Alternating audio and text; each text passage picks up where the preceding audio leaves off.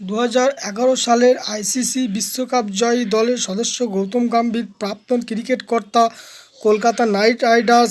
2024 সালের IPL trophy champion প্রধান coach Gautam গম্ভীরকে ভারতীয় ক্রিকেট বোর্ড ভারতীয় দলের প্রধান কোচ হিসাবে ঘোষণা করল। 2024 সালে পাকিস্তানের মাটিতে 19 ফেব্রুয়ারি শুরু হতে যাওয়া আইসিসি চ্যাম্পিয়ন ট্রফির এর জন্য কলকাতা নাইট রাইডার্স ফ্যানেদের ও শাহরুখ খানকে কাঁদিয়ে 2025 সালের আইপিএল এর জন্য কলকাতা নাইট রাইডার্সের দলের বড় ঝটকা।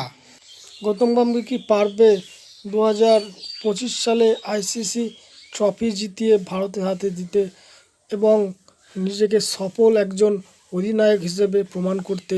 ভিডিওটি ভালো লাগলে লাইক করো, কমেন্ট করো, শেয়ার করো এবং আমাদের চ্যানেলটিকে সাবস্ক্রাইব করে আমাদের সঙ্গে থাকো।